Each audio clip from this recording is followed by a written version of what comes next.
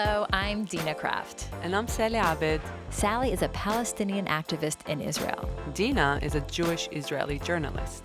And this is Groundwork, a podcast about Palestinians and Jews refusing to accept the status quo and working together for change. Our show is powered by the New Israel Fund and the Alliance for Middle East Peace. This is our second episode of our mini-series on mixed cities. If you haven't heard the first one already, go check it out. In each episode, we have a conversation with activists who have been working for equality between Jewish and Palestinian Israelis in these mixed cities. We're talking with them about what it's actually like on the ground, what they think led to the interethnic violence in May, and what's next. Today we're talking about Lid, also known as Lud or Lod. Lud is about a 20-minute drive from Tel Aviv. It's mostly working class, about 70,000 people. It's been an important crossroad between cities since ancient times. Today, it's home of Ben Gurion Airport, Israel's main international airport. And in May, Lud is where some of the worst interethnic violence occurred. Cars and a religious school were burnt after clashes between Arab Israelis and Israeli Jews on the streets here. The images don't really describe what has been going on. It has been a war zone and nothing less over the past 3 days. Israeli officials say they've locked down the city of Lud, the first such action in decades. It began with Palestinian Arab youths protesting the storming of the Al-Aqsa Mosque compound by Israeli police. It then spiraled into mob attacks, turning neighbor against neighbor. Young Palestinian Arabs from Lod targeted the property of Jewish residents, burning cars, throwing stones, and firebombing some homes and synagogues. Then, things escalated even more when ultra-nationalist Jews bust in, some from West Bank settlements claiming they needed to protect the Jewish community there. They burned Arab property and cars and desecrated a Muslim cemetery. A state of emergency was declared, a night curfew imposed, and border police officers were brought in. 2 Israeli men were killed in the fighting, 1 Jewish and 1 Palestinian. Today, we're talking with activists Rula Daood and Dror Rubin, who have worked in the city for years, and were there during much of the violence in May. Rula Daood is a Palestinian citizen of Israel who lives in Lod. She's a national co-director of Standing Together, a grassroots movement of Jewish and Palestinian Israelis. Everything that's happened in Lod, I think it's a bit different than what happened in other cities, because actually there has been a very declared policy of making the city more Jewish and making the city, more available for Jews and less for Arabs. And it's been happening for so many years. And Dror Rubin is a Jewish Israeli and a community organizer. He works at a joint Jewish-Arab community center in the mixed neighborhood of Ramat Eshkol, the epicenter of the recent clashes in the city. The rage that we saw on the streets of Lod in the past few weeks, of course, there is no doubt that it also connects to the conflict and connect to other aspects of Gaza in Jerusalem, but I think that it's also part of poor communities that don't see hope in their life and feel that there is no other way than just to fight and to burn. This is episode 2, Lud. First of all, how do you say the word Lod and what does it mean? Locals say Lud, and people who come from outside of Lud say Lod. There was a period where they wanted to make Lud as a more of, branding the city. So the branding started by changing the name of the city, and they started calling it Lod. So it's kind of something we also joke about when we sit together. So when you say Lud, it says you're from the city, like you're native. But when you say Lod, it's from somebody who came from outside and really wants to change the city. Okay, so take us into a walk in Lod. Just a walk of, set us the scene of how does it look like? What is life like in Lod? When we talk about mixed city, what does it mean? Walking in the streets of Lod, and specifically the areas that I'm active in, the old city, and you have the Greek Orthodox St. George Cathedral, and you have the Great Mosque from the 12th century, and you have different synagogues, and you can really feel the history. In a way, it's like Jerusalem, like other old cities, and like also other cities full of conflicts and challenges. So when you look at Lod, you can actually divide it into many neighborhoods, but you can say there are like more Jewish neighborhoods and more Arab neighborhoods, but you also have mixed neighborhoods. But what I think is much more authentic to say about Lod is that you have neighborhoods that have a higher social economic standards and one that have lower. Can you also take us into describe maybe a little bit more about the new Jewish settlers and how that works also as a gentrification, as a social economic issue as well as a national issue? This is, I think, the main reason or the context of the conflict that we saw in the past month. The story of the new community of national religious families is a story of the argument who owns this land. The national religious community in Lod, also known as the Garin Torani, first started moving into Lod 25 years ago and now numbers some 1,200 families. The community says it promotes Jewish values in poor cities like Lod. I'm working with this community a lot, and I heard and asked many families from this national religious community, why did you choose to come and live in Lod? And many of them said the same answer. They went after getting married to the rabbi and asked him, where do you recommend us to live? Many families told me that the rabbis told them that in the West Bank, the settlements, we already won. This is ours. We won't see a Palestinian state because of our activities in the past 20, 30 years in the West Bank, the settlements and this, movement. And the new challenge and the new conflict will be the mixed cities. And we need to go and live in the mixed cities because the other secular or other Jewish communities, they don't want to stay in those cities. They don't want to live next to Arabs. They don't like their cultures. They don't like their crimes. They don't like their noise and other racist sentences. And they were ready to devote their life and live in tough areas because of values. It's not my personal values. It's not my ideology, but it's basically, I think it's an ideology. Yes. Of making it more of a Jewish city and less of Arab. Yes. So it's And on the personal level, they are really good people, educated, nice, welcome, most of them. But the movement itself, and this is something that sometimes they even are not aware, is a racist movement. The movement itself is taking the Arabs and keep them in the corner without solutions for building and new opportunities for families and work. And I think the problem is that when the Garin Torani came to Lod, they had so much budget, they had money, and after so many years where Lod didn't have a mayor, they have one. His name is Yair Ravivo, and Yair Ravivo was also part of the whole ideology of making the city more Jewish. So when they came, they had budget. And what really happened is that they began building neighborhoods, especially for the Garin Torani. And in their neighborhoods, you had, streets, electricity, community centers, the local people who were living in Lod before, so that there is money, there is budget, but that budget is not being spent on them as local. So what happened is that you built kind of two groups, us and them. Us was the more local, the people who have been crying out for so many years for budget and for a different kind of living. And then you just bring a different people from outside of the city and you give them that budget and you say to them, okay, you can have your own neighborhoods, build them, live in them, and then we will just kind of spread all over the city. For the past few weeks, I think also with the mayor, what they have been trying to do is to show that there is, a minority as in Palestinian Arabs and the majority of the Jews, and that is the conflict between both of them, which is not. And what we are trying to do right now in Lod is to show people that this is not really the situation, that we have so many years of, neglecting the locals and giving more to people who come from outside just to make the city more Jewish. And this is a situation that most of the people who live in Lod do not agree to. So when we talk about the conflict and what's been happening for the past few weeks, we always emphasize the fact that this is not a struggle between the Arabs and the Jews of Lod, but it is a conflict between who's more local and more native to the city and between those who came for the past 15, 20 years. to the city. So it's a big difference in the narratives of each side.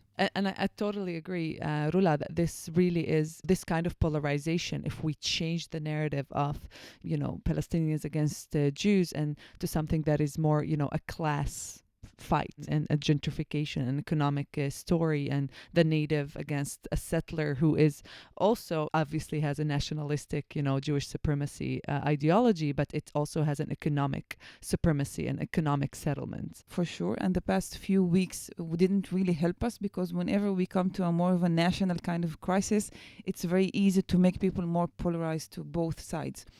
But I think what we're trying to do is make a group of people who see themselves as more of a residents and citizens of Lod, who want to actually improve the way of life and to want to work for, better, equal way of living. And the way we're trying to do that, to actually overcome the national, the more national obstacle, is by talking about what's good for all of us. Rula and Dror have been working for years on creating better connections between all the residents. For the past 7 years, Dror has been working at an Arab-Jewish community center, the Chicago Community Center. It was built to be a beacon of integration in the city. The project has been supported by the municipality, but with one big condition. They demand that we won't create shared activities. And throughout the years, we don't have any joint activities. So the computer class and the football activity and the dance is all separated. So anything you have one for Jews and one for Arabs. And for us, it was an inner dilemma or crisis, because most of the people that works in the community center, we all felt that in order to build trust, you need to create different areas of friendship and, of course, introduction to one another. But we had to deal with this limits and with rule, and even when it was a spontaneous meeting between kids, we immediately got messages from the municipality that this is not the kind of pictures that we would like to see. It says on the wall, Arab Jewish Community Center, so that's what you think it means. But basically it's a completely segregated Yes, unfortunately. But this is what I wanted to say. So we had this dilemma, and we couldn't create what we, the people who run this place, wanted. Also Jews and also Arabs. But we also understood throughout the years that there is a process. And in order to change people's attitude, you need to walk slowly. And you need to create trust. And you need to take this national religious community and show them that the Arabs are neighbors. And in a way, I think until 3 months ago, we could really see the progress of building trust. And there were many, many projects, not in the community center, but in the neighborhood, that were done together between Jews and Arabs, national religious, Ethiopians, Bedouins, Palestinians. In many ways, we saw the progress. And for me personally, I think that the events that happened in Lod was shocking. When the violence broke out in Lod, Rula was actually in Tel Aviv organizing a peace protest. I called, back home, and it was, okay, I'm coming back home. And everybody was like, don't come back home because you have so much violence. And you have people stoning cars in the streets, and, Jews actually being violent towards Arabs and Arabs towards Jews, and everything was, on fire. In the WhatsApp groups in Lod, you started seeing, videos and pictures of settlers just walking around with M16. And my little one said, don't come back home, they can shoot you, because what's happening right now is very scary. So she didn't want me to go back home. So I stayed at my brother's place in Tel Aviv. So this is your daughter? For 5 days. I couldn't really go back home because, you had so much violence and you couldn't go inside the city. And she was like, they can't know if you're an Arab or a Jew, so you won't be you don't know if you're going to be safe coming inside. How old is your daughter? Well, now she's 9. So she was telling you, Mommy, stay away. Yeah. As much as she wanted desperately to be with her children and her wife, she felt her daughter was right. To enter the city as an Arab was too dangerous. But the distance became intolerable. So at the 5th day, I decided I'm going back home. And in that day, when I came back, there was a group of young kids, I think 16, 17 to 19, who were just roaming the streets and shouting out in Hebrew, Am Yisrael Chai, and The nation of Israel lives. yeah, and other, more racist kind of things towards Arabs, of course. As you first drove back in and as you started walking around, what were you feeling and This thinking? is going to take us a long time to actually rebuild what has been, destroyed in the past few weeks. I was driving in the neighborhood, and this is the neighborhood that I'm working in 8 years, and I refuse to listen to people who told me it's not safe to drive and walk in this neighborhood. This is my neighborhood. I'm not going to give up on just walking here. And I was driving my car, and a group of Arabs came to my car. I don't know what I'm going to do. I started going back, and one of them was someone that knows me. So he told them, this is not the right person that we are going to attack now.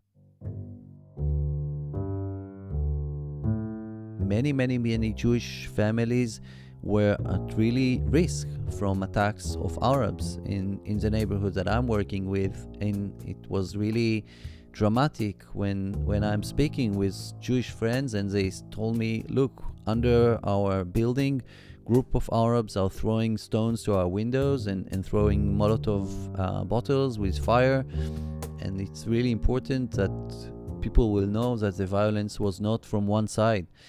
Of course, the context is complicated, but the violence itself were also by Arabs and also by Jews.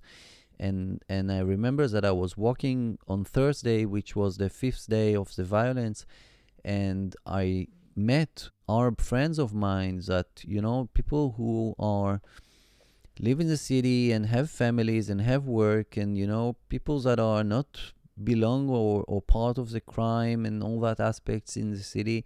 And they all told me, we are going to get guns for tonight, because tonight the Jews will come and kick us from our houses. A sentence that was repeated again and again, we won't allow another Nakba. The Nakba is Arabic for the catastrophe, the phrase Palestinians used to describe the events of the 1948 Mideast War that led to their displacement and Israel's creation. For Palestinian citizens of Israel who live in Lod, the term Nakba resonates especially deeply. In 1948, 250 Palestinian residents were killed in a mosque by Jewish soldiers. Most of the other residents were expelled. They left on foot and horse and donkey-drawn wagons. It was one of the most traumatic episodes of the war. And I think that this is a very important aspect in the conflict, the crisis, the tension in the city. I was walking in the neighborhood of Ramat Eshkol, and so many people are crying, also Jews and also Arabs, and their voices is so similar in many ways. It's about their children, it's about their life, it's about what will be happening tomorrow. It's really like bad dream, a nightmare that who can believe that something like this can happen? And people speak about 48. I think I believed it. I wasn't surprised. You also said that the context is complex. The context is complex. It's not as complex as we think it is. I think it actually is much simpler. It's just that it's not possible to discuss that situation within the narrative framework that we have at the moment. I was actually on a panel that night when everything started, and somehow I was there as the Arab who had to condemn everything that's happening, of the Palestinians in Lod doing all these attacks. And obviously I will condemn them any day, but also understanding that the narrative that we have and the controlled story that we have about us having to condemn these things without actually getting to talk about, the fact that the violence from the Jewish side is an organized, backed, financially, ideologically backed violence. And ours is sporadical, really angry, poor kids who have been marginalized for so long and have been provoked for so long. So I just had to take that in, because I don't think the story is that complex. We are, we are. Sorry, I'm go just, ahead. also everything that Sally just said is that there is no authority, there is no police, nobody can really come and save you, and you have to do the work by, your own self. So we can't really be surprised when we come to a place where you can see the people are taken to the law to their own hands, when you have people, in the streets with guns and you have so much violence. So the problem here is just it's not basically the community. It is part of the problem, but the problem is more of the policy that's been happening in the city of Lod. There was really a breaking point for so many people.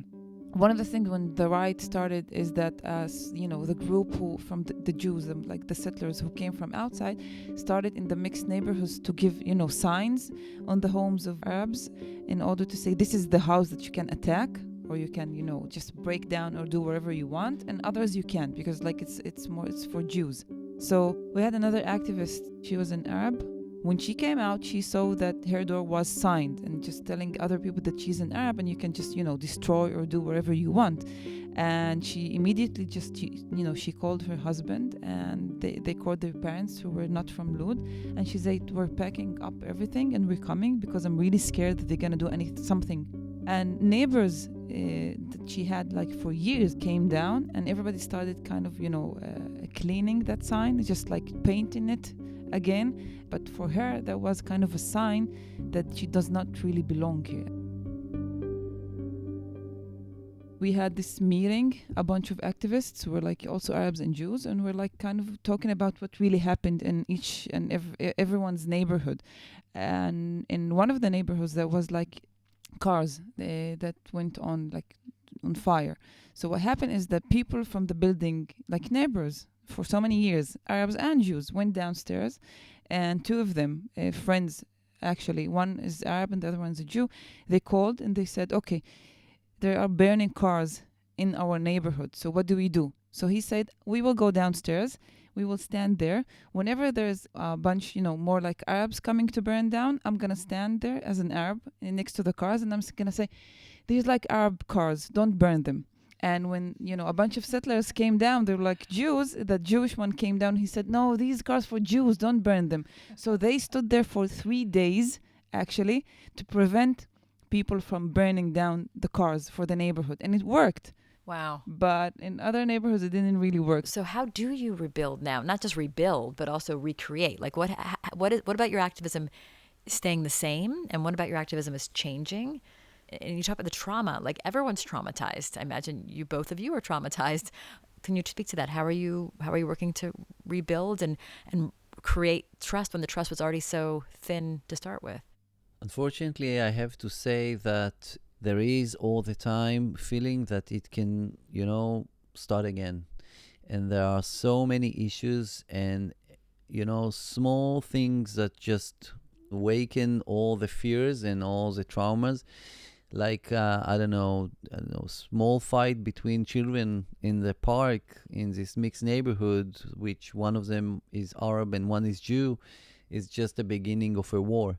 And that's the situation nowadays. So it's really hard. It's not that we get any support to fulfill our programs. Unfortunately, maybe now with the new government things will be different, but anything that we have started to do, we faced many obstacles. Give some examples, in what way were there barriers? Even bringing groups to process the trauma and speak is something that we see so much distrust. I have a question. If you can't come together to talk about the violence, if you can't talk about this Jewish neighbor was scared because there was a Molotov cocktail thrown in her yard, and this Arab across the street was scared because another Molotov cocktail was thrown into her yard, and they were afraid for their houses to be burned down. I mean, people lived in mortal fear. But you're saying, Joel, that there are circles where people are coming talking about and processing it, but it's happening separately, right? The Arabs are processing it together. The Jews are processing it together. Can that work? Is that the first stage? And then do you see bringing people together to process together what happened and to hear each other? That's our goal. It will take time, and for all those opportunities, you need to have support. And you asked before what kind of solutions. I think that we spoke a lot about this national religious community. I think that What we don't see in Lod is Israeli Jewish secular families that wants to be part of the city and see the future of Jews and Arabs that lives next to one another. And I think that this is the challenge. How can you wake up the silent majority of Israelis that really don't identify with this extremist ideology of the national religious, and of course also don't identify with the violence of Arabs. And I think that how you can, empower and give them more and more opportunities to influence the life here in Israel. And I think that in many ways, my friends, for example, they feel that we don't have hope and we can't really change those patterns. And in many ways, we need to, take care about our future, our children, our, surrounding, but not more than that, not see social struggles as part of our life, because it's impossible. And I think this is something that must be changed in order to create, change specifically in Lod and of course in Israel. And a lot of what happened, the feel of hopelessness and disappointment is that you've been working for 8 years, and Rula, you've been a resident of Lod for 6 years, and everything just kind of fell into crumbles. And the fact that it fell into crumbles despite all the work, it means that the type of work needs to change, the conversation needs to change. What, in your opinion, needs to change? Rula, maybe? I think, and I believe, if we need to make a change, a deeper change, we have to recognize, the powers that are working inside of Lod and the differences that you have between different communities. And in order to do that, you have to show the people who are like the strong people, the strong community who came here with budget and money, and they can buy houses and they can build new neighborhoods. You have to show them the kind of reality that is really happening in Lod, the differences that you have between different communities. And this is one thing that we are trying to do right now in tours that we have in more Arab neighborhoods and, in a low socioeconomic neighbors. So we've been trying, we had 2 tours for now. We're going to have a third one next week. And in each one, we always make sure that we have also Arabs and also Jews. And when I say Jews in here, I mean the Garayna Torani, the national religious, in order to show them that where they actually came to live, that you came to Lod, and this is how Lod looks like. And you have budget, you have money, you have streets, you have everything, but this is what's happening in other neighborhoods.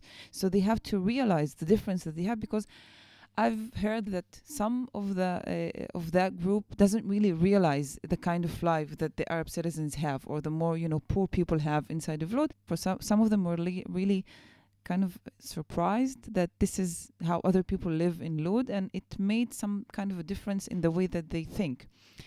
So it has to start by changing the narrative and actually realizing who's more powerful and who's less powerful, and what can we do together in order to change that kind of reality.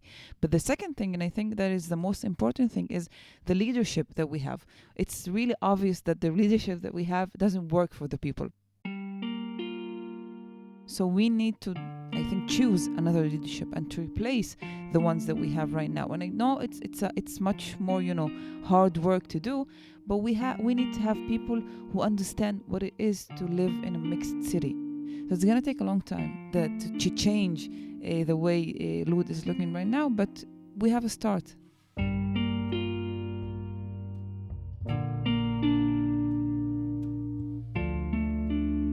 Groundwork is created and produced by me, Dina Kraft, and Yoshi Fields. The episode was edited by Yoshi Fields. If you found what you just heard meaningful, if you think these conversations are important, we need your help in spreading the word. We depend on you to make these stories. So make sure to subscribe, rate us, and tell your friends. شكراً على المتابعة. Toda shigshaftem. The show is powered by the New Israel Fund and the Alliance for Middle East Peace. New Israel Fund is the premier funder and organizer of progressive Israeli civil society, with over $300 million from tens of thousands of people to hundreds of organizations working for change on the ground for over 40 years. The Alliance for Middle East Peace is the largest and fastest growing network of Palestinian and Israeli peace builders. You can learn more about them at their websites, nif.org and allmap.org. And you can learn more about our show there, or at groundworkpodcast.com. This episode was scored by Joel Shupak. Our theme music is by System Ali, a multilingual, bi-national hip-hop group whose cultural activity is deeply rooted in the communities where they work. Additional music comes from Blue Dot Sessions. The activists you heard from in this episode were Rula Daood and Dror Rubin. This episode was recorded in Jaffa Sound Art Studio. Editing help by Elisheva Goldberg and Hannah Bard. Make sure to subscribe, and thanks for listening.